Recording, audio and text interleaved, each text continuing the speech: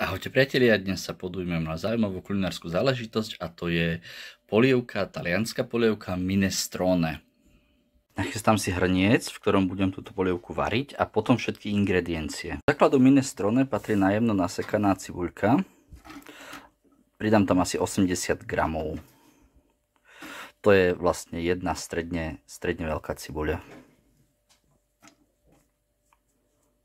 K cibuľke patrí asi 10 ml skutočne malinko olivového oleja a môžeme ju začať smažiť. Prihodíme 150 gramov stopkového zeleru, nakrájeného na malé kúsky.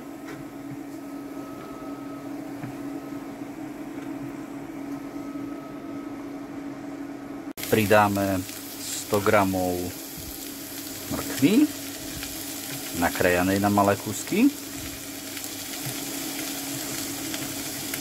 Ale môžeme dať aj viac, môžeme dať 150, tam to veľkú rolu nehrá.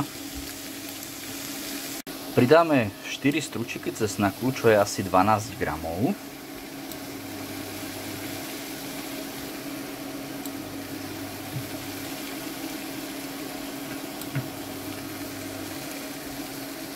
Čo sme teraz spáchali, je jeden z typických talianských základov takmer na čokoľvek. Niekoľko takýchto základov existuje, toto je jeden z nich. Cibuľa, stopkový zeler, mrkva, prípadne cesnak na olivovom oleji. S týmto sa začína valná väčšina talianských jedál.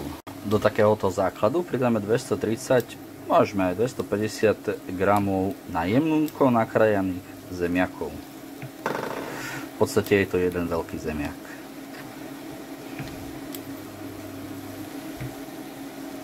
To, čo robíme, by mali byť zhruba 2 plnohodnotné porcie.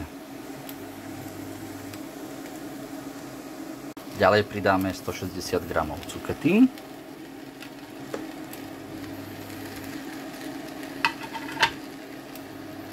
Pridáme 100 gramov zelenej fazulky strukovej. Keďže nie som dokonalý a chcem, aby sa mi to lepšie miešalo, tak som si to všetko prehodil teraz do väčšieho hrnca. Zalejem to kuracím vývarom a budem postupne pridávať ďalšie ingrediencie. Takže 750 ml kuracieho vývaru silného.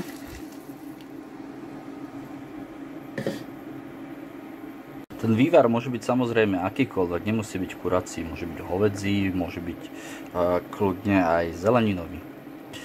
Teraz prihodíme petržlenovú vňať, asi takú jednu poctivú hrst.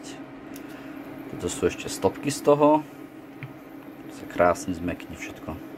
Pridáme tiež asi 1,5 hrste šalátu najemno nakrájaného.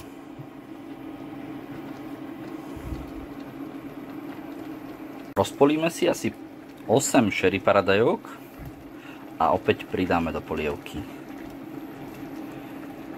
Nakoniec prihodíme menšiu hrst bazálky čerstvej a ešte pridáme pár ďalších dôležitých ingrediencií. Tesne pred tým, ako budú zemiaky hotové, pridáme hrášok, bielu fazulu a cestoviny, nejaké menšie. A ešte dolejeme vodou. A už len varíme, kým sa spravia cestoviny. Minestrone je jednoducho skvelá polievka, ktorú si viete pripraviť tak ako ja teraz za nejakých 30 minút, možno maximálne 40, keď sa s tým budete skutočne hrať. A je to síta polievka a je to doslova kus Talianska na tanieri. No a tu Tu máme výsledok.